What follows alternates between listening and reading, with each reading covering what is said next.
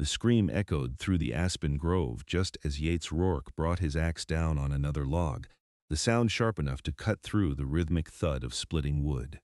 He froze, muscles tensing beneath his worn buckskin shirt, sweat trickling down his temple despite the crisp October air of the Dakota Territory. The year was 1871, and winter was coming early to the mountains above Sioux Falls.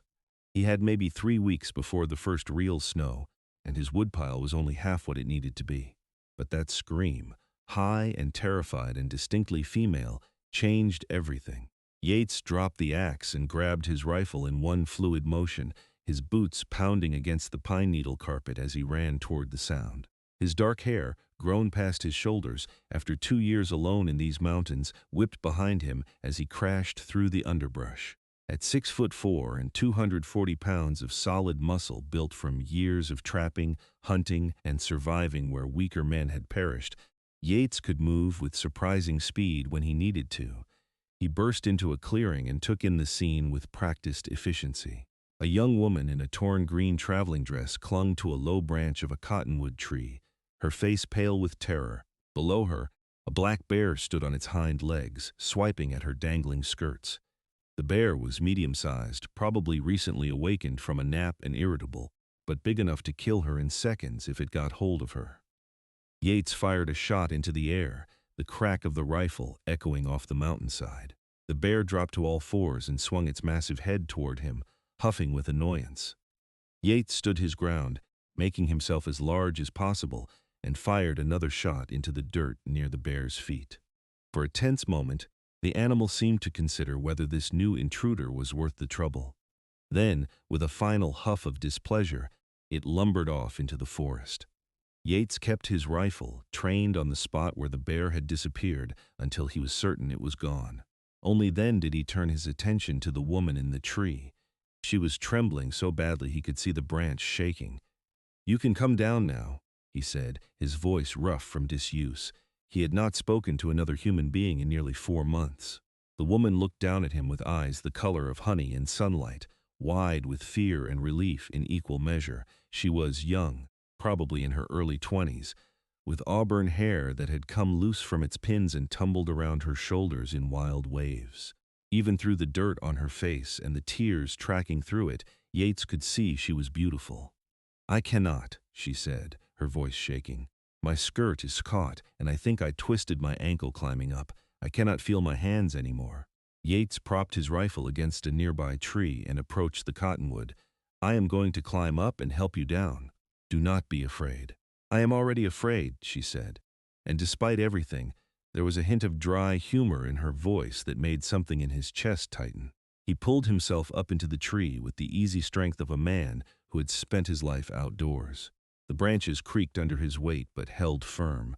When he reached her level, he saw that her skirt was indeed caught on a broken branch, and her hands were white and bloodless from gripping so hard for so long. "My name is Yates," he said quietly, working to free the fabric. "Yates Rourke. I have a cabin about a mile from here." "Katherine," she whispered, "Katherine Ellis. I was traveling with a wagon train to Sioux Falls. We were attacked 2 days ago by bandits. I ran into the forest and got lost. I have been walking in circles, I think." Yates felt anger surge through him at the thought of bandits attacking civilians, but he kept his voice calm. "I have got you now. You are safe."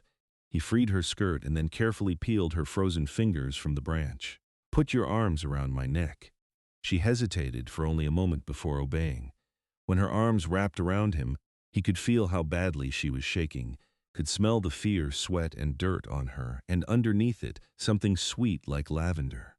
He wrapped one powerful arm around her waist and began to climb down one-handed, moving carefully so he would not jar her injured ankle. When they reached the ground, he set her on her feet, but her ankle gave out immediately. Without a word, he swept her up into his arms, cradling her against his chest as though she weighed nothing.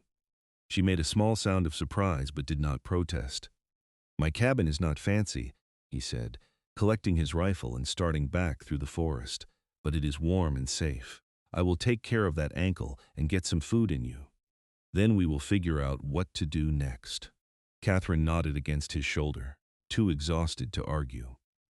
As Yates carried her through the trees, he was acutely aware of every place their bodies touched, of the way she fit perfectly in his arms, of the trust she was placing in a complete stranger. He had come to these mountains to escape other people, to live alone with his grief and his regrets. The last thing he needed was a beautiful, vulnerable woman disrupting the hard-won peace he had carved out for himself. But as he looked down at her face, at the way her eyes had already started to drift closed despite her fear, he knew it was too late. Something had shifted the moment he heard her scream, like the first crack in river ice before the spring thaw. Whether he wanted it or not, Katherine Ellis had just become his responsibility. His cabin came into view through the trees, a sturdy structure of hewn logs, with a stone chimney already sending up a thin curl of smoke from the morning fire. The woodpile beside it was impressive but not yet complete. He would need to work twice as hard now to make sure there was enough to last through the winter. Because looking at Katherine, at her torn dress, and her pale face and her injured ankle, Yates knew with absolute certainty that she would not be leaving when the snow came. He kicked open the cabin door and carried her inside, laying her gently on his bed, the only bed, covered with thick furs and wool blankets. The cabin was a single large room with the bed in one corner, a stone fireplace taking up most of one wall, a rough-hewn table and chairs, shelves lined with supplies, and not much else. But it was clean and dry and warm, and Katherine sighed with relief as she sank into the softness. "Let me look at that ankle," Yates said. Kneeling beside the bed, he unlaced her mud-caked boot as gently as his large hands would allow and eased it off. She hissed in pain, and he murmured an apology. The ankle was swollen but not broken, he thought, just badly twisted. He had seen worse.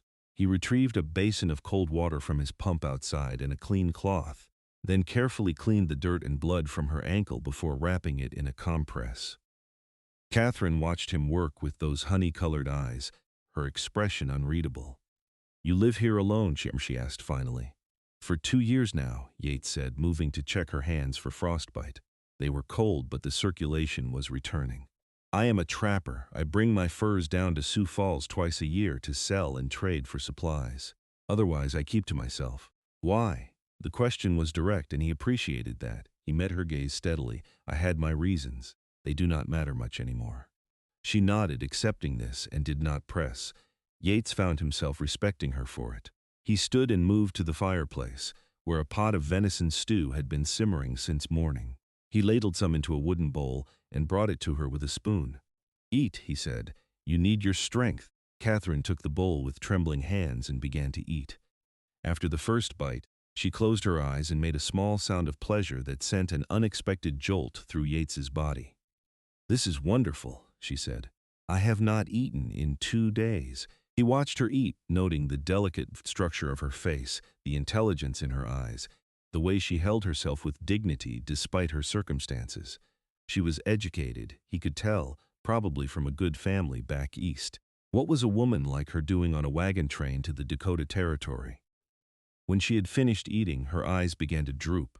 The adrenaline that had kept her going was fading, and exhaustion was taking over. Yates took the empty bowl from her hands. "Sleep," he said. "You are safe here. I will be right outside finishing my work, but I will hear if you call." "Where will you sleep?" she asked drowsily. "I will make a bedroll by the fire. Do not worry about me." She wanted to protest, he could see it in her face, but sleep was already pulling her under. Within moments, her breathing had evened out, and she was unconscious. Yates stood watching her for a moment longer than necessary, then forced himself to turn away and head back outside. The axe felt good in his hands, the familiar weight and rhythm of splitting wood helping to settle his turbulent thoughts. He had spent 2 years convincing himself he did not need anyone, that he was better off alone. And now here was Katherine Ellis, dropped into his life like a stone into still water, sending ripples in every direction. He worked until the sun began to set, splitting log after log with fierce determination. By the time darkness fell, he had added considerably to his woodpile, but it still was not enough. Winter in the Dakota mountains was brutal and unforgiving. He would need to work every day until the first snow to have enough wood to last through to spring. And now he had 2 people to keep warm instead of 1. When he finally went back inside, Katherine was still sleeping. Yates made himself a plate of stew and ate standing up, leaning against the wall and watching the firelight play across her face. She was even more beautiful in sleep, her features soft and unguarded. He found himself wondering what had brought her west, what she was running from or running to, what her life had been before bandits and terror and a black bear in a cottonwood tree. He cleaned up his plate and checked the fire, banking it so it would burn through the night. Then he spread out his bedroll on the floor near the hearth and lay down, still fully dressed except for his boots. Sleep did not come easily. He was too aware of Katherine's presence, of her soft breathing, of the trust she had placed in him. Yates had been alone for so long he had forgotten what it felt like to be responsible for another person. The weight of it was both terrifying and strangely comforting. He stared at the ceiling beams and listened to the wind beginning to pick up outside, the first hint of the winter to come, and wondered what the hell he was going to do. The next morning, Katherine woke to the sound of an axe rhythmically splitting wood and the smell of coffee. For a moment, she could not remember where she was. Then it all came rushing back, the attack on the wagon train, the screams and gunfire running blindly into the forest. 2 days of being lost and terrified, the bear, and then him. Yates Rourke, the mountain man who had appeared like something out of a story, who had carried her to safety and tended her wounds with surprising gentleness. She sat up carefully, testing her ankle. It was still swollen and painful, but the compress had helped. The cabin was warm despite the October chill outside, and someone, Yates obviously, had left a cup of coffee on the table near the bed along with a plate of fried salt pork and cornbread. Katherine ate slowly, taking in her surroundings with more attention than she had been capable of the night before. The cabin was sparse but well maintained, everything in its place. Furs and pelts hung from the rafters, obviously waiting to be taken to market. An impressive collection of traps and tools lined one wall. The shelves held an orderly array of supplies, sacks of flour and cornmeal, jars of preserved vegetables, tins of coffee and tea. It was the home of a man who valued self-sufficiency and solitude. The door opened and Yates entered, bringing a blast of cold air with him. He was even more imposing in daylight. His shoulders were massive, his arms thick with muscle that showed clearly through his thin shirt despite the cold. His chest was broad and powerful, tapering to a narrow waist and long, strong legs. He moved with the easy grace of a predator, every motion economical and purposeful. His hair, dark as a raven's wing, fell past his shoulders in thick waves, and his face, while weathered and scarred in places, was undeniably handsome in a rough masculine way. "You are awake," he said, his voice still carrying that rough edge, as though he had to remember how to form words. "How is the ankle?" "Better, thank you," Katherine said, "and thank you for the breakfast." He nodded and moved to the pump in the corner, filling a basin with water. "I need to go check my trap lines today. They run in a circuit that takes about 6 hours. I will be back before dark." He paused, his back still to her. "Will you be all right here alone?" "I will be fine," Katherine assured him. "I am not completely helpless, despite recent evidence to the contrary." The corner of his mouth twitched, not quite a smile, but close. "There is more food in the larder if you get hungry. The rifle is loaded and hanging by the door. Do not go outside unless you have to. If you do, stay close to the cabin and keep the rifle with you." "You think the bear might come back?" "No," Yates said, finally turning to look at her. "Bears do not usually come this close to human habitation. But there are other dangers in these mountains. Wolves, mountain lions, and sometimes men are the most dangerous of all." Katherine thought of the bandits who had attacked her wagon train, of the screams of the other women, of the wagon master's body falling to the ground with a bullet through his heart. She suppressed a shiver. "I understand." Yates studied her for a moment, those dark eyes of his seeming to see right through her. Then he nodded, grabbed his pack and rifle, and left without another word. Katherine listened to his footsteps fade away, and then sat in the sudden silence, feeling strangely bereft. She spent the day resting her ankle and exploring the cabin in more detail. In a trunk at the foot of the bed, she found men's clothes that were too small for Yates's massive frame, probably belonging to whoever had owned the cabin before him. There were also a few books, which surprised her: a Bible, a collection of Shakespeare's plays, and a battered copy of The Last of the Mohicans. So the mountain man could read. Interesting. By the time the sun began to set, Katherine had managed to hobble around well enough to add wood to the fire and start heating up the stew for dinner. When Yates returned, cold and tired, his eyes widened slightly at the sight of her standing by the fire, stirring the pot. "You should be resting," he said. "I have been resting all day," Katherine replied. "I needed to do something useful. Besides, you have been working hard. The least I can do is make sure there is a hot meal waiting." Something shifted in his expression, some old pain surfacing briefly before he pushed it back down. "Thank you," he said quietly. They ate together at the table, the first meal Yates had shared with another person in 2 years. Katherine asked him about his trap lines, and he found himself telling her about the beaver dams he monitored, the fox dens, the signs of wildlife he read like other men read newspapers. She listened with genuine interest, asking intelligent questions, and Yates felt something inside him that had been frozen for a long time begin to thaw. "What about you?" he asked finally. "Where were you headed with that wagon train?" Katherine's expression clouded. "Sioux Falls. My brother owns a general store there. After our parents died last year, he wrote to me and asked me to come help him run it. I was a school teacher in Philadelphia, but there was nothing left for me there after they were gone." She paused. "I suppose I am still going to Sioux Falls, just taking a more circuitous route than planned." "How many were in your wagon train?" 12 wagons. About 30 people." Her voice dropped. "I do not know how many survived. I heard shooting for a long time after I ran. I just kept running and did not look back." Yates reached across the table and covered her hand with his own, the gesture surprising them both. "You did the right thing," he said firmly. "Running was smart. Staying would have just gotten you killed or worse." Katherine looked at their joined hands, at the way her small, pale fingers disappeared under his large, calloused ones. She should pull away. She knew. They were strangers. This was improper. But his hand was warm and strong and comforting, and she found she did not want to lose that connection. "I need to go to Sioux Falls," she said. "My brother will be worried. He will have expected me to arrive by now." "Sioux Falls is 3 days' ride from here," Yates said, "and that is in good weather, which we will not have for much longer. The first snow could come any day now. Once it does, these mountains are impassable until spring." Katherine felt her heart sink. "So I am trapped here?" "Not trapped," Yates said carefully. "But staying here through the winter might be your best option. Come spring, I will take you to Sioux Falls myself, I promise." She looked around the cabin, at the single room, the single bed, and then back at Yates. "I cannot ask you to give up your bed for an entire winter." "You did not ask, I am offering." His voice was firm, brooking no argument. "I have slept in worse places than a floor in front of a warm fire. You are injured and you have been through hell. You need rest and safety, and I can provide both."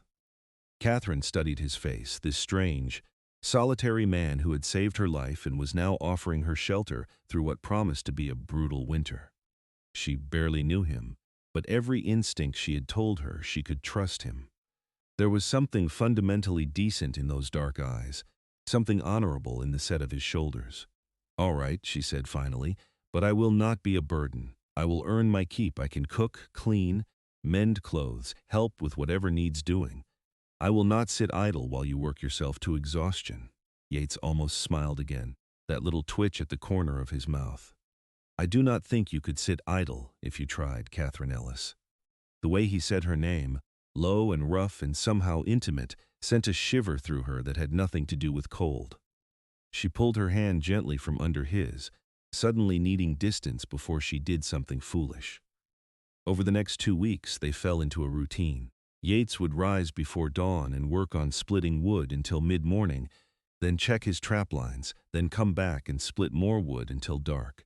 Katherine, as her ankle healed, took over the domestic tasks, cooking, cleaning, mending his worn clothes, organizing his supplies.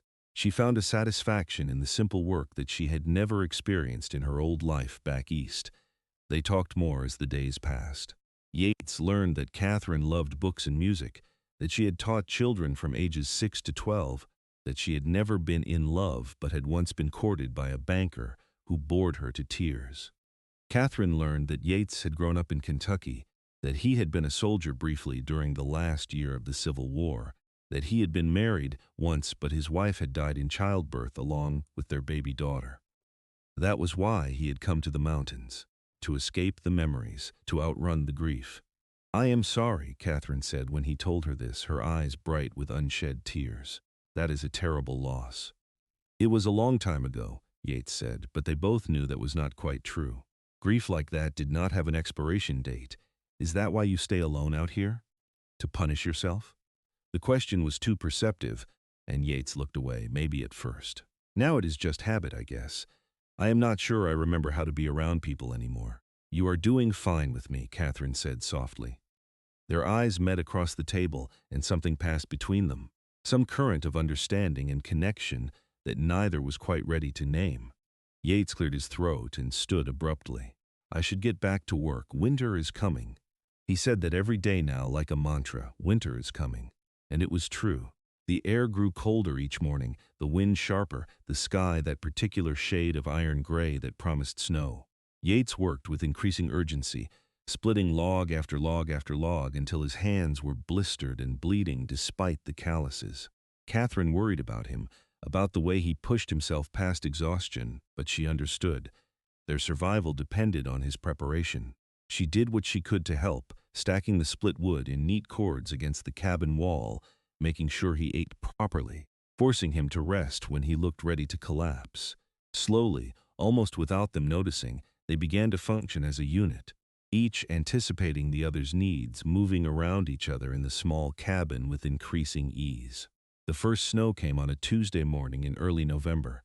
Katherine woke to an eerie silence and looked out the single small window to see fat, white flakes falling from a white sky. Everything was already covered in a blanket of white, the world transformed overnight into something pristine and alien. Yates was already up, standing by the window with a cup of coffee, watching the snow with an expression Katherine could not read. "Is it enough?" she asked, meaning the woodpile. He turned to look at her, and for the first time since she had met him, he smiled, really smiled, the expression transforming his hard features into something almost boyish. "It is enough," he said. "We will make it through to spring." Katherine felt something unlock in her chest, some tension she had not realized she was carrying. They were safe. They would survive. And she had the whole winter to spend with this fascinating, infuriating, impossibly attractive man. The thought should have terrified her. Instead, it filled her with a strange anticipation. The snow continued to fall for 3 days straight, eventually piling up nearly 4 feet high around the cabin. Yates dug paths from the door to the woodpile and to the small lean to where he kept his horse, a sturdy bay mare named Cassie. The animal would be another mouth to feed through the winter, but Yates had planned for that too, with stores of oats and hay, carefully preserved. Trapped inside by the weather, Katherine and Yates spent long hours talking. She read to him from the Shakespeare, her voice bringing the words to life in a way that made him close his eyes and just listen. He taught her how to play poker with a deck of battered cards, and she proved to be a quick study, winning more hands than she lost. They were careful not to touch each other more than necessary, but the cabin was small and contact was inevitable. Each brush of hands, each time they squeezed past each other in the tight space, sent sparks through Katherine's body that she tried desperately to ignore. She was a guest in this man's home, dependent on his charity for her survival. The last thing she should be thinking about was the way his muscles moved under his shirt when he reached for something, or how his hands, so large and calloused, were capable of surprising gentleness. But she thought about it anyway, especially at night, when she lay in his bed surrounded by the smell of him, pine and smoke and something indefinably male, and listened to his breathing from his bedroll by the fire. She wondered if he thought about her too, if he lay awake the way she did, fighting the attraction that was growing stronger every day. One evening, about 2 weeks after the first snow, Katherine was cooking dinner when she reached for a pot on a high shelf, and her injured ankle, not quite fully healed, gave out. She stumbled, and would have fallen into the fire if Yates had not moved with lightning speed, catching her around the waist and pulling her back against his chest. For a moment, they both froze. Katherine could feel the solid wall of muscle behind her, the strength in the arms wrapped around her middle, the heat of his breath on her neck. Her heart was pounding, and not from the near fall. "Careful," Yates said, his voice even rougher than usual, strained. "That fire will burn you badly." Thank you, Katherine whispered. She should step away. She knew she should step away. But her body would not obey, and Yates was not letting go. His arms tightened fractionally, pulling her more firmly against him. She could feel his heart beating against her back, as rapid as her own. One of his hands splayed across her stomach, possessive and warm even through the fabric of her dress. "Katherine," he said, and her name was almost a groan. She turned in his arms, tilting her head back to look up at him. His dark eyes were burning with an intensity that took her breath away. She watched his gaze drop to her lips, watched him struggle with himself, watched the moment when his control began to slip. "We should not," he said, but he was already lowering his head. "I know," she breathed, but she was already rising on her toes to meet him. The first touch of his lips against hers was gentle, almost questioning. But when Katherine made a small sound of encouragement and wrapped her arms around his neck, something broke loose in Yates. He deepened the kiss, his mouth claiming hers with a hunger that had been building for weeks. His hands moved to her hips, pulling her flush against him, and Katherine felt the evidence of his desire pressing against her stomach. She had been kissed before, chaste pecks from suitors her parents had approved of, but nothing had prepared her for this. This was fire and need, and a connection so intense it scared her even as it thrilled her. Yates kissed like a man dying of thirst who had finally found water, like he wanted to consume her completely. When they finally broke apart, both breathing hard, Yates rested his forehead against hers. "I am sorry," he said. "I should not have done that. You are a guest in my home. Under my protection, I had no right." "What if I wanted you to?" Katherine asked, her voice shaking. "What if I have wanted you to kiss me for weeks now?" Yates groaned and pulled her close again, burying his face in her hair. "You do not know what you are saying. You are here because you have no choice, because the weather trapped you. Come spring, you will go to Sioux Falls and start your new life, and this will just be a strange memory. A mountain man who saved you from a bear. Is that what you think?" Katherine pulled back far enough to look him in the eye. "That I am kissing you out of gratitude or because I have no other options. Are you not? No, you stubborn man. I am kissing you because you are brave and kind and honorable, because you make me laugh and you make me think and you make me feel safe in a way I have never felt before. Because when I look at you, I feel something I have never felt with anyone else." She cupped his bearded jaw with her hand. "I am kissing you because I want to, Yates Rourke, because I am falling in love with you." The words hung in the air between them, raw and honest and terrifying. Yates stared at her like she had just spoken a foreign language he was trying to translate. Then, slowly, his expression shifted from shock to wonder to something that looked almost like fear. "You cannot love me," he said hoarsely. "I am broken. Katherine, I have been alone too long. I do not know how to be what you need." "Then we will figure it out together," Katherine said firmly. "Unless you do not feel the same way. If this is just physical for you, tell me and we will forget it happened." "Just physical?" Yates laughed, a rough, incredulous sound. "Katherine, you have been driving me crazy since the moment I carried you through that door. Every time you smile, every time you laugh, every time you read to me or argue with me or just exist in my space, I feel it. You have woken up parts of me I thought died with Sarah and the baby. You have made me remember what it feels like to want to share my life with someone." "Sarah was your wife?" Katherine asked gently. "Yes, and I loved her, I did. But what I feel for you," he shook his head, "it is different, stronger. Maybe because I am different now, I do not know. All I know is that the thought of you leaving in the spring feels like someone is ripping my heart out." "Then do not let me leave," Katherine said. "Ask me to stay. I cannot ask you to give up your life, your plans for a cabin in the mountains and a man who barely knows how to talk to people anymore. You are talking to me just fine right now." Katherine smiled up at him. "Yates, I came west to start a new life because my old one held nothing for me anymore. I thought that meant working in my brother's store in Sioux Falls, but maybe it means something else. Maybe it means this, you and me, and a cabin in the mountains. Maybe that is the new life I was supposed to find." Yates searched her face, looking for doubt or uncertainty, but Katherine's honey-colored eyes were clear and steady and full of a certainty that made his chest ache. She meant it, she really meant it. "I love you," he said, the words feeling strange and wonderful in his mouth. I think I started loving you the moment you made that joke while you were trapped in a tree, terrified out of your mind, but still trying to laugh. I have been fighting it ever since, telling myself it was wrong, that I had no right. But I cannot fight it anymore. I love you, Katherine Ellis." Katherine's smile could have lit up the whole territory.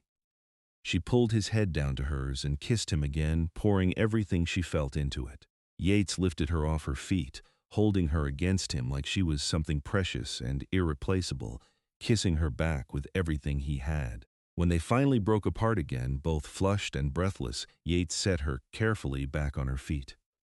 "We are doing this the right way," he said firmly. "No matter what I want, no matter what you want, we are doing this properly. Come spring, I will take you to Sioux Falls and we will find a preacher, and I will marry you in front of your brother and God and anyone else who wants to witness. Until then, I sleep by the fire and you sleep in the bed, and we keep things respectable. Understood?" Katherine wanted to argue, wanted to tell him that she did not care about propriety or respectability, that she wanted to fall into that bed with him right now and damn the consequences. But she could see in his eyes how important this was to him, this proof that he was not taking advantage, that he respected her, so she nodded, "Understood. But Yates, yes, that is going to be a very long winter." He laughed, really laughed, the sound booming through the cabin and wrapping around her heart. "Yes," he agreed. "Yes, it is." The winter that followed was indeed long, but it was also the happiest either of them had ever known. They learned each other in 1,000 small ways. How Katherine always woke with her hair in complete disarray, and how Yates could not properly function until he had his first cup of coffee. How she hummed while she worked, and how he had a habit of talking to himself when he was concentrating on a task. How she was ticklish on her left side but not her right, and how he had a scar on his shoulder from a Confederate bullet that still ached. When the weather changed, they kissed often, stealing moments throughout the day, always pulling back before things went too far. It was torture and heaven in equal measure. Yates would wrap his arms around Katherine from behind while she cooked, nuzzling her neck until she swatted him away with a laugh. Katherine would run her fingers through his hair while he sat reading, until he pulled her down into his lap and kissed her until they were both shaking. The physical restraint they imposed on themselves only seemed to deepen their emotional connection. They talked for hours about everything and nothing, their childhoods, their dreams, their fears, their hopes for the future. Katherine told Yates about the students she had loved teaching, about her parents and how much she missed them. Yates told Katherine about the war, about the things he had seen and done that still haunted him, about Sarah and the baby, and how he had almost not survived their loss. "I blamed myself," he said one night as they sat by the fire, Katherine in the bed and Yates on his bedroll, but close enough that they could hold hands. The doctor said sometimes these things just happen, that there was nothing anyone could have done. But I kept thinking, what if I had gotten her to a better doctor? What if I had not let her work so hard? What if? Grief is not logical," Katherine said softly, squeezing his hand. "It does not follow rules or make sense. You can know something intellectually and still feel responsible emotionally. Is that how you feel about your parents?" "Yes, they died of influenza.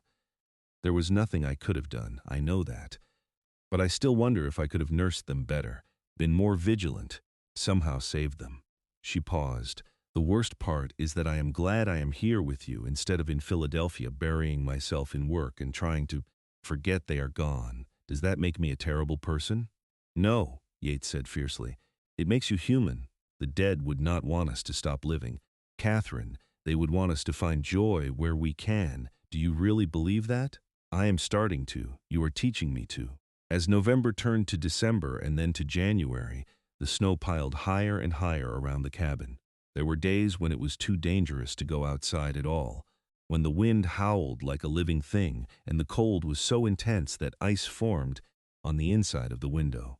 On those days, they stayed close to the fire, Katherine reading aloud while Yates worked on repairing his traps or carved small figures from wood scraps. He made her a set of hair combs from deer antler, polished until they gleamed, the edges carved with delicate flowers. She cried when he gave them to her, and kissed him until he forgot his own name. She sewed him a new shirt from fabric she found in his supplies, working by firelight while he slept, surprising him with it on Christmas morning, along with a pair of warm socks she had knitted. They had no gifts for each other beyond what they could make with their own hands, but neither cared.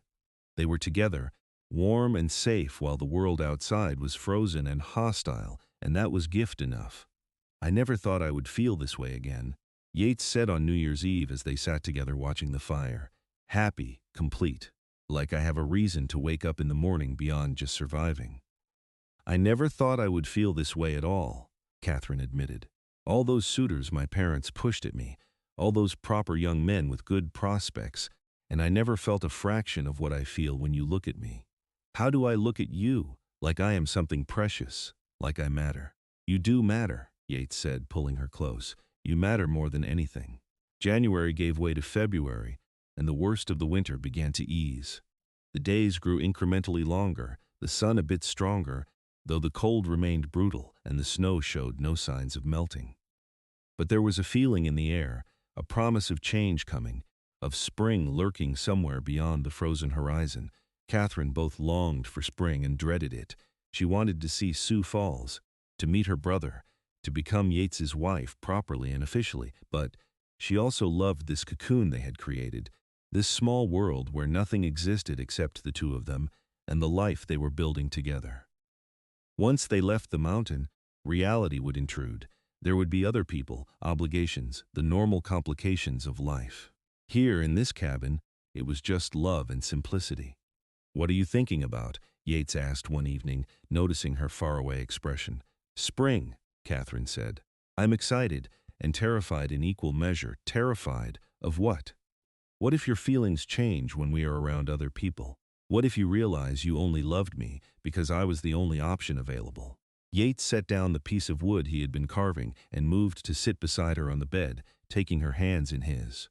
"Katherine, look at me." When she met his eyes, he continued, "I fell in love with you specifically, not with the concept of companionship. I love the way your mind works, the way you challenge me, the way you laugh at my terrible jokes. I love your strength and your kindness and your stubborn insistence on doing your share of the work even when you should be resting. None of that will change when we leave this cabin. If anything, I will probably love you more when I see you interacting with the world, using that sharp mind of yours, being the amazing woman you are. You really think I am amazing? I know you are amazing, and I cannot wait to marry you and spend the rest of my life proving it to you." Katherine kissed him, slow and deep, trying to pour all her love and trust into it. When they broke apart, Yates rested his forehead against hers, breathing hard. "Spring cannot come soon enough," he muttered. "This restraint is killing me," Katherine laughed. "Only a few more months. You say that like it is nothing. Do you have any idea how difficult it is to sleep a few feet away from you every night, knowing you are in my bed, and not be able to join you there?" "I have some idea," Katherine said dryly. "I am the one in the bed, after all, surrounded by your scent and wishing you were beside me." Yates groaned and pulled away, running his hands through his hair. "You are not helping. I know. I am sorry." But she was smiling, and he was smiling back, and they both knew they would survive this too. They had survived everything else the winter had thrown at them. By the time March arrived, the snow was finally beginning to melt. It happened slowly at first, just a bit of ice dripping from the roof during the warmest part of the day. But then the drip became a trickle, and the trickle became a stream, and suddenly water was everywhere, running down the mountain in rivulets, pooling in the clearing around the cabin, turning the world into mud and slush. Yates began preparing for the journey to Sioux Falls, checking his gear, getting Cassie ready for the ride after her long winter rest. Katherine mended their clothes and packed what few possessions she had.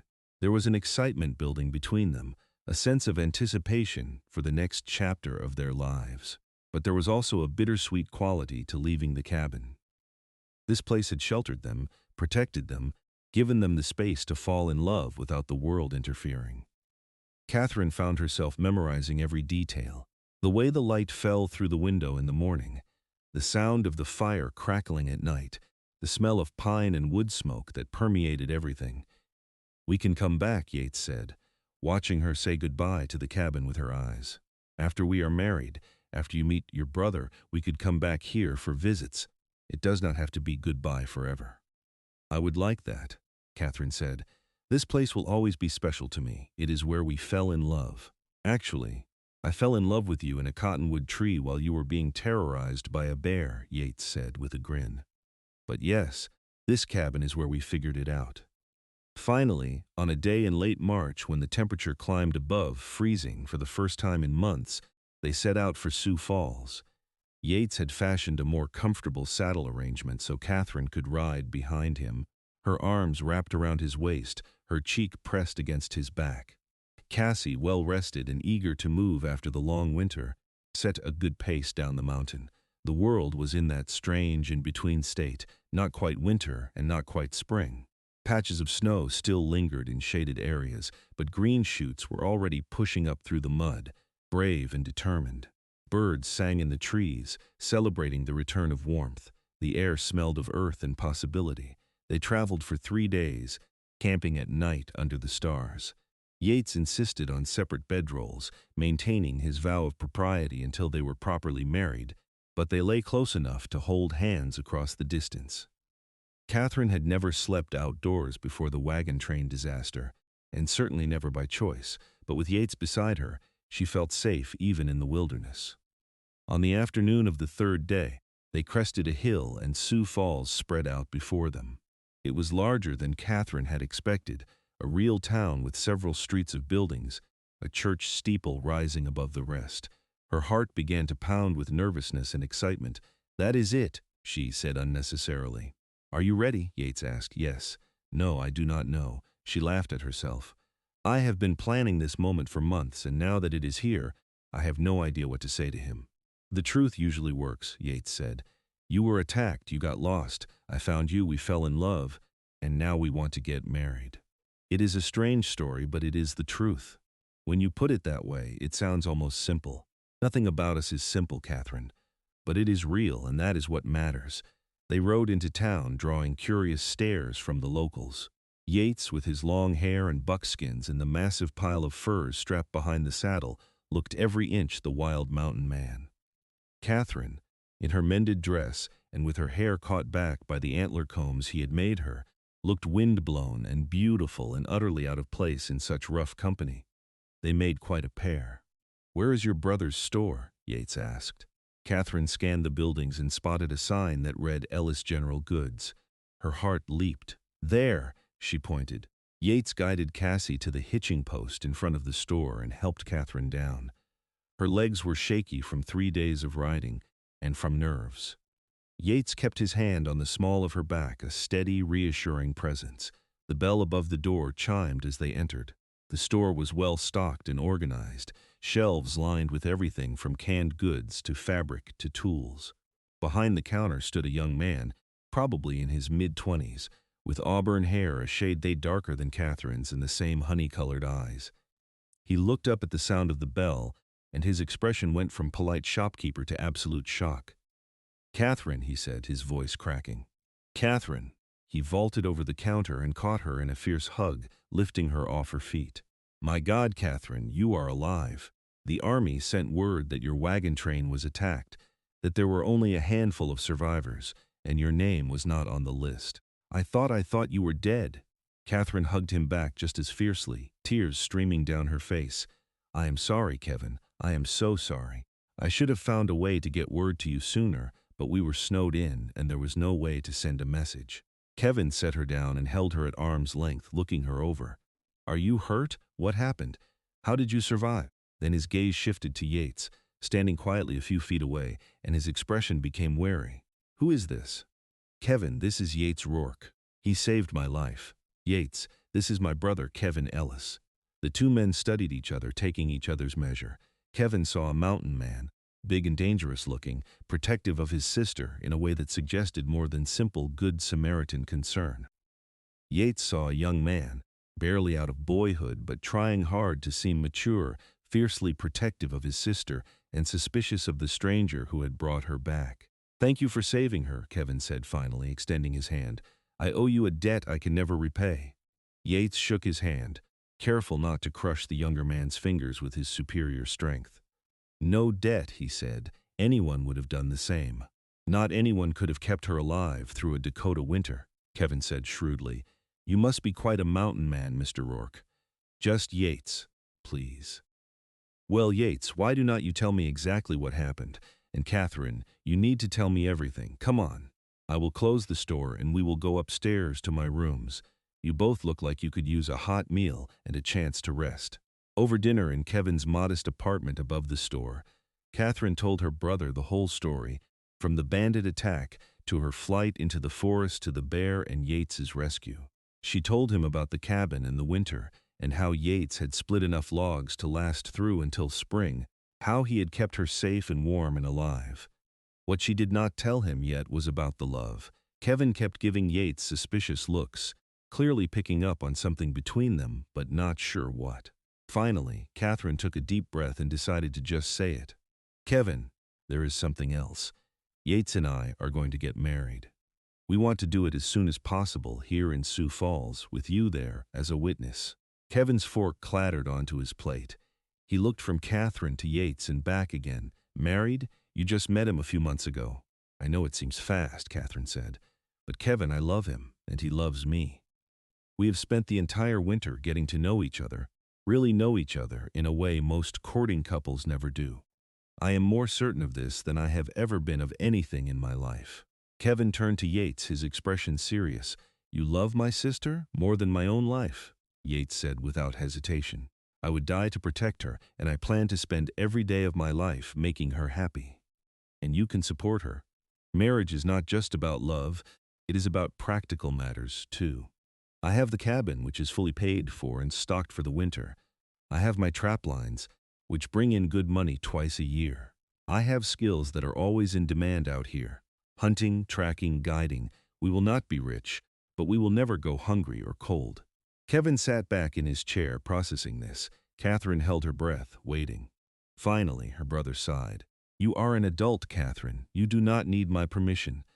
But for what it is worth, you have my blessing, he pointed at Yates. If you hurt her, though I will hunt you down, I do not care how big you are or how remote your mountain is. Yates's lips twitched. If I hurt her, I will save you the trouble and throw myself off a cliff. But I promise you, Kevin, I will spend my life cherishing her. The tension broke, and Kevin smiled. All right then, welcome to the family, Yates. Now let's talk about this wedding. They were married 3 days later in the small church at the edge of town, with Kevin and the local shopkeepers as witnesses. Katherine wore a simple dress that Kevin's housekeeper had helped her alter, and Yates had visited the barber for the first time in 2 years, emerging with his hair trimmed but still long, his beard neatly groomed. He scrubbed up surprisingly well, Katherine thought, her heart racing as she walked down the aisle toward him. The ceremony was short and simple. When the preacher pronounced them husband and wife and told Yates he could kiss his bride, he did so thoroughly, pulling Katherine into his arms and kissing her with all the pent-up passion of months of restraint. The small congregation cheered and whistled. Kevin had arranged for them to stay in a room at the boarding house for their wedding night, giving them privacy. Yates carried Katherine over the threshold, and the moment the door closed behind them, careful control they had maintained all winter shattered. They came together with hunger and tenderness in equal measure, learning each other with hands and lips and breathless words of love. Yates was careful with his strength, treating Katherine like she was made of spun glass, despite the desire raging through him. Katherine was braver than she had known she could be, giving herself completely to this man who had become her everything. Afterward, they lay tangled together, Katherine's head on Yates's chest, listening to his heartbeat slow and steady beneath her ear. His fingers traced lazy patterns on her bare shoulder, and she had never felt more content, more at peace, more complete. I love you, Mrs. Rourke, Yates said, the name still strange and wonderful on his tongue. I love you too, Katherine replied, smiling against his skin. My mountain man husband. Are you happy? She raised her head to look at him, at his face relaxed and open in a way she had rarely seen. Deliriously, are you? More than I ever thought possible. He pulled her up so he could kiss her properly. Thank you. For what? Screaming when you did. For being in that tree, for giving me a reason to keep living instead of just existing. For loving me. Thank you for coming when I screamed, Katherine countered. For being brave and kind. for splitting all those logs so we could survive the winter, for holding me close until spring came, for loving me back. They made love again, slower this time, savoring each other, and then fell asleep, wrapped in each other's arms, as the sun set over Sioux Falls, painting the sky in shades of orange and pink and gold. They stayed in Sioux Falls for 2 weeks, helping Kevin with the store and getting to know the town. Katherine met the other shopkeepers, the teachers at the school, the families who were the backbone of the small community. Several people asked if she might be interested in teaching again, and she was surprised to find herself considering it. "We could stay here if you want," Yates said one evening as they walked along the Big Sioux River. "Make a life in town. I could find work as a guide or a hunter. You could teach. We do not have to go back to the mountain." Katherine stopped walking and turned to face him. "Is that what you want?" "I want whatever makes you happy." "That is not an answer, Yates. What do you want?" He was quiet for a moment, looking out over the water. "I love the mountain," he said finally. "I love the solitude and the simplicity and the way everything makes sense there. But I love you more. If you want to stay here, I will make it work." "What if I said I love the mountain too?" Katherine asked. "What if I said I loved our winter there? Loved the peace and the quiet and the way it was just the two of us against the world? What if I said I want to go back, at least for now, and see how we do building a life there together?" Yates's face lit up. "You mean that?" "I do. I think we could come to town a few times a year. Maybe I could teach during the summer months when the mountain is accessible. But our home, our real home, I want it to be the cabin. I want it to be with you, wherever you are happiest." He swept her into his arms and spun her around, making her laugh and cling to him. When he set her down, he kissed her soundly.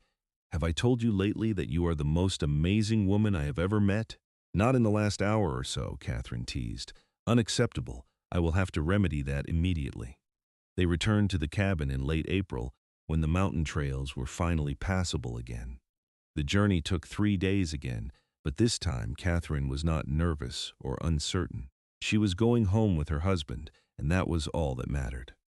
The cabin looked exactly as they had left it, weathered but sturdy, surrounded by the stumps of all the logs Yates had split through the autumn. The woodpile had diminished considerably over the winter, but there was still enough left for cooking and chilly nights through the spring.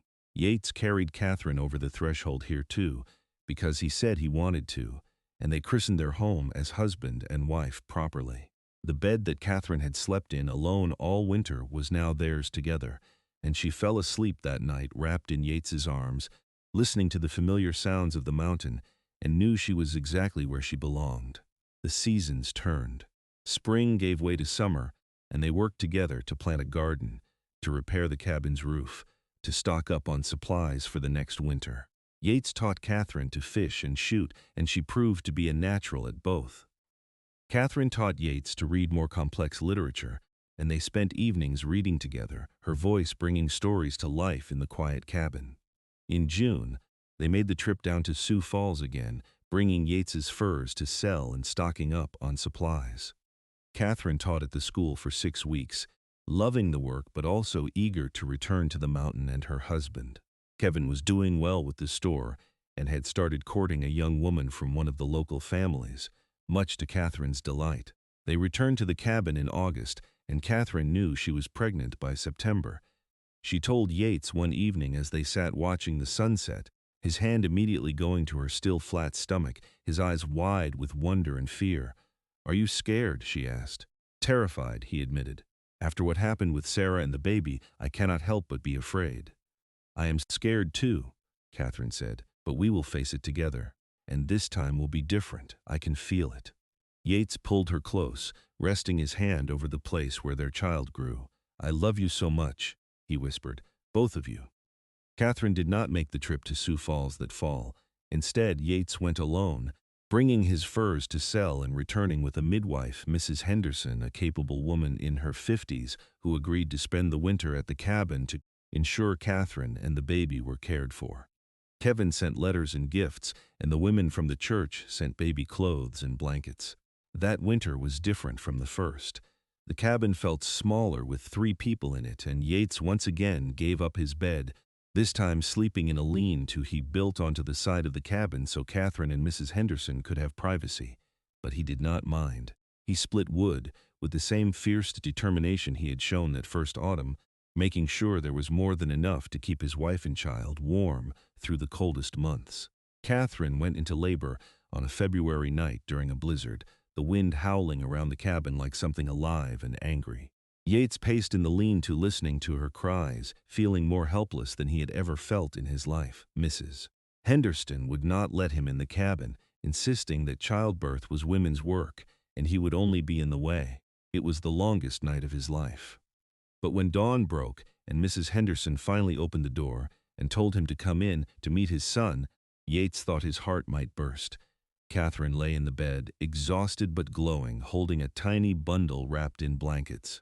When Yates approached, she pulled back the blanket to reveal a red-faced, squalling baby boy with a shock of dark hair and his mother's honey-colored eyes. "Your son," Katherine said softly. "I thought we could name him Samuel after your father." Yates could not speak. He sank to his knees beside the bed, reaching out with one tentative finger to touch the baby's tiny hand. Samuel immediately gripped it with surprising strength, and Yates lost the battle with his tears. "He is perfect," he managed. "You are perfect." "Thank you, Katherine." "Thank you, Mrs. Henderson." Discreetly left them alone, and Yates climbed carefully into the bed beside his wife and new son, holding them both close. The blizzard raged outside, but inside the cabin, warmed by the fire and the wood Yates had split and the love that filled every corner, all was peace. Spring came, as it always did, melting the snow and bringing new life to the mountain. Mrs. Henderson left with Yates's heartfelt thanks and a generous payment, promising to check on them when they came to Sioux Falls in the summer. Kevin came to visit in May, meeting his nephew and bringing gifts from the whole town. The years passed in a rhythm of seasons and love. Samuel grew strong and healthy, learning to walk on the cabin floor and to talk with words taught by two parents who adored him. When he was 2, Katherine became pregnant again, and this time she had a daughter they named Sarah after Yates's first wife, because Katherine insisted that the little girl who had died deserved to be remembered. Yates built an addition to the cabin as his family grew, giving the children their own room. He taught Samuel to hunt and fish as soon as the boy was old enough, and he was surprisingly gentle with little Sarah, his rough mountain man exterior hiding a heart made soft by fatherhood. Katherine taught both children to read and write, turning part of the cabin into a makeshift schoolroom. In the summers, they would make the journey to Sioux Falls, where Katherine would teach at the school, and the children would play with their cousins, Kevin having married his sweetheart and started a family of his own. But always, they returned to the mountain. It was home in a way nowhere else could ever be. It was where Yates and Katherine had found each other, where they had fallen in love, where they had built a life from nothing but determination and devotion. On their 10th anniversary, Yates took Katherine to the cottonwood tree where he had first saved her from the bear. The tree was still there, a bit more gnarled, the branch she had clung to now thicker and stronger. "I cannot believe it has been 10 years, Katherine said, leaning against his chest as his arms wrapped around her from behind, just as they had that night in the cabin when they had first kissed. "Best 10 years of my life," Yates said. "Even counting the times Samuel put a frog in my boot, and when Sarah decided to cut her own hair and ended up nearly bald." Katherine laughed. "They are wonderful children. They have a wonderful mother." She turned in his arms to face him, reaching up to touch his face. His hair was starting to show gray at the temples now, and there were lines around his eyes from years of squinting into the sun, but to her, he was as handsome as the day she had first seen him. "Do you ever regret it?" she asked. "Taking me in, giving up your solitude for a wife and children and all the noise and chaos they bring?" "Not for a single second," Yates said firmly. "You gave me my life back, Katherine. Before you, I was just going through the motions, existing but not really living. You and our children, you made me whole again." "You did the same for me," Katherine said.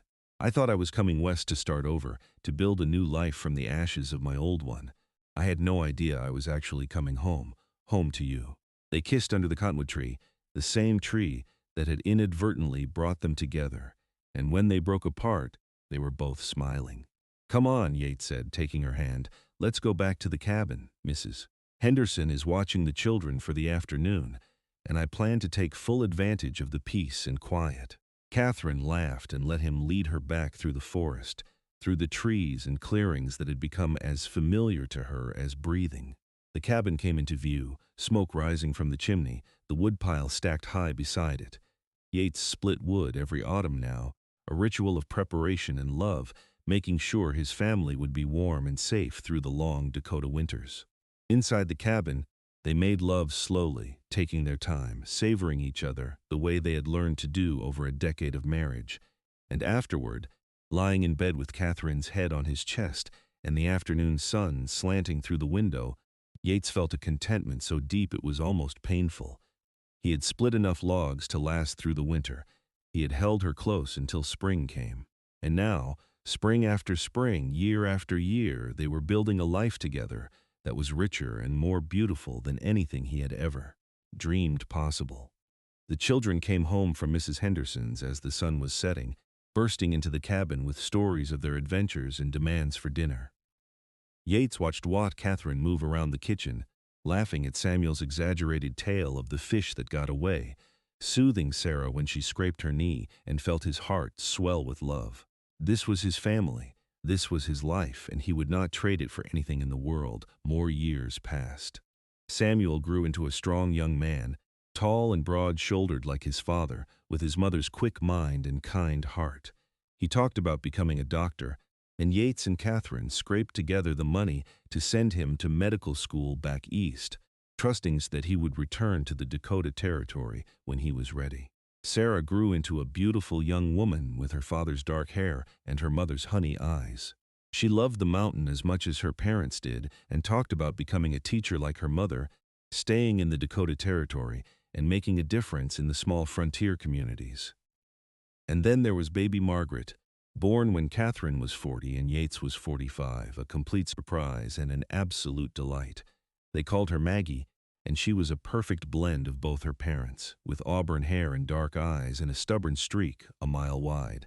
Kevin's children grew up too, taking over the general store when he decided to run for mayor of Sioux Falls. The town grew and prospered, becoming a real city, but the cabin on the mountain remained unchanged, a constant in a world that was constantly evolving. On their 25th anniversary, Yates built Katherine a proper rocking chair and placed it on the porch he had added to the cabin years before. They sat together in the evenings, watching the sun set over the mountains, holding hands and talking about everything and nothing. "Do you remember the first time you kissed me?" Katherine asked one evening. "Of course," Yates said. "You almost fell into the fire, and I caught you, and I could not resist anymore. I had been wanting to kiss you for weeks." "I had been wanting you to kiss me for weeks, too," Katherine admitted. "I thought I was going to have to make the first move. You were being so stubbornly honorable." Yates laughed. "I was trying to be a gentleman. You succeeded. You have always been a gentleman, Yates. Even when we were alone on this mountain with no one watching, you treated me with respect and honor. That is one of the things I love most about you." "I love you," Yates said simply. "More now than I did 25 years ago, which I would not have thought possible." "I love you too," Katherine said. "Thank you for saving me from that bear. Thank you for screaming so I would know you needed saving." They sat in comfortable silence as the stars began to appear in the darkening sky. Somewhere in the cabin behind them, Maggie was practicing her letters, her tongue sticking out in concentration, the way Katherine's did when she was focused on something. Sarah was visiting with a young man from Sioux Falls, a teacher like herself, and Yates was trying very hard not to hover protectively. Samuel was back east finishing his medical training, but he wrote regularly, and his letters were full of plans to return home and open a practice in Sioux Falls. Everything had worked out better than Yates had dared to hope. He had split enough logs all those years ago to last through the winter. He had held Katherine close until spring came, and then he had kept holding her, through spring and summer and fall and winter again, through joy and sorrow, through the everyday miracles of life lived together. The cabin stood solid and strong behind them, a testament to survival and love. The woodpile beside it was already stacked high for the coming winter, because Yates still split logs every autumn, still prepared for the cold months with the same dedication he had shown that first year. Some things never changed, and some things, like love, only grew stronger with time. Years continued to pass, each one bringing new joys and new challenges. Samuel returned from medical school and opened his practice in Sioux Falls, just as he had promised. He married a nurse he had met back east, and they gave Yates and Katherine their first grandchildren, twin boys with more energy than any two children should possess. Sarah married her teacher, and they built a school in a small settlement north of Sioux Falls, bringing education to children who had never had access to it before. Their daughter was born with auburn hair and honey eyes, and Katherine cried when they named her Katherine in honor of her grandmother. Maggie, the surprise baby, grew into a fierce young woman who loved the wilderness as much as her father did. She learned to hunt and trap and track, becoming Yates's constant companion on the trap lines. Eventually, she met a young man who worked for the Forest Service, someone who understood her love for the wild places, and they made their home in a cabin not far from her parents, starting the cycle all over again.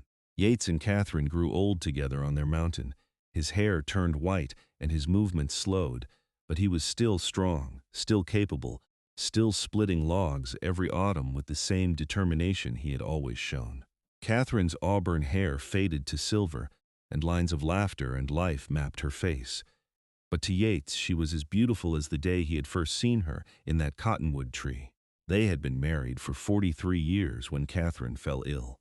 It started as a cough that would not go away, and by the time Samuel examined her, the sickness had taken deep root. He told Yates privately that she had maybe 6 months, perhaps less. Yates refused to accept it at first, raging against the unfairness of it, demanding second opinions and better medicine and anything that might save her. But Katherine, with the calm wisdom she had developed over a lifetime of love and loss, knew better. She gathered their children and grandchildren around her and told them she had lived a full, beautiful life, and she was not afraid to die. "I am only afraid of leaving you," she told Yates one night as he held her in the bed they had shared for more than 4 decades. "Then do not leave," he said, his voice breaking. "Stay with me. I am not ready to lose you. I do not think we get to choose these things, my love," Katherine said softly, "but I will be with you for as long as I can, and even after I am gone, I will still be here. In this cabin, in our children, in every log you ever split to keep us warm, you will never really lose me." She made it through the winter, held close by Yates and surrounded by her family. And when spring came, when the first green shoots began to push through the melting snow and the birds returned to sing in the trees, Katherine Ellis Rourke died peacefully in her sleep, with her husband's arms around her and a smile on her face. Yates felt like his heart had been ripped out of his chest. The grief was overwhelming, a crushing weight that made it hard to breathe. His children wanted him to come to Sioux Falls, to stay with them where they could look after him, but Yates refused. This cabin, this mountain, this was where Katherine was. This was where they had built their life together. He could not leave it. The first autumn without her was the hardest. Yates split logs mechanically, his body going through the motions while his mind was somewhere else entirely. The woodpile grew, but there was no joy in it, no sense of purpose. He was just an old man splitting logs for a winter he was not sure he wanted to survive. But then Maggie came to visit with her children, and they needed the cabin to be warm. And Samuel brought the twins, now grown men with families of their own, and they needed a place to gather and remember their grandmother. And Sarah came with her grandchildren, Katherine's great-grandchildren, and they needed to hear the stories of how their great-grandparents had met and fallen in love. So Yates kept splitting logs, kept maintaining the cabin, kept living, because that was what Katherine would have wanted. He talked to her sometimes, out loud, telling her about his day, about the grandchildren and great-grandchildren, about the changing seasons and the unchanging mountain. And slowly, gradually, the grief softened into something more bearable. Not gone, never gone, but manageable. He could remember her smile without breaking down. He could sleep in their bed without feeling crushed by her absence. He could live with the love they had shared instead of being destroyed by the loss. 5 years after Katherine died, Yates celebrated his 80th birthday surrounded by more than 30 descendants, all of them there because of the love he and Katherine had built together. He looked around at their faces, saw Katherine's features reflected in grandchildren and great-grandchildren, saw the legacy they had created, and felt at peace. He lasted 2 more years, living alone on his mountain but visited frequently by family who loved him. And when his time came, it was Maggie who found him sitting in the rocking chair he had built for Katherine, looking out over the mountains he had loved, a small smile on his face.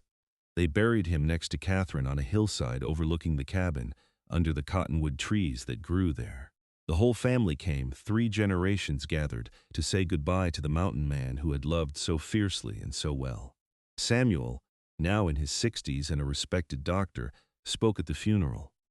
My father used to say that he split enough logs to last through the winter, that he held my mother close until spring came, but the truth is he never stopped splitting logs.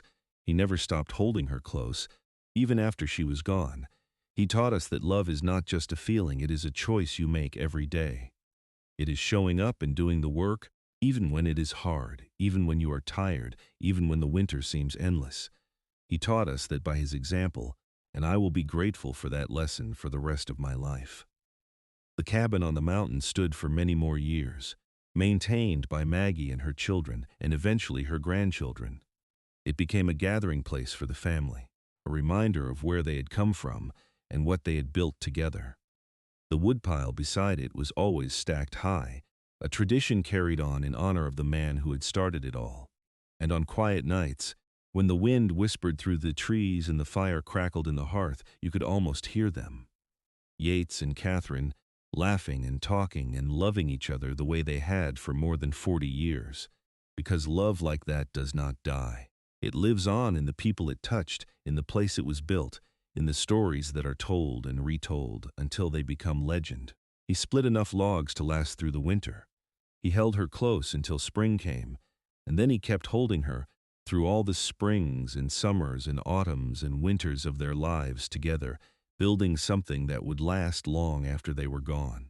A love story, a mountain man and the woman he saved, a cabin in the wilderness, a life lived with purpose and passion and unwavering devotion.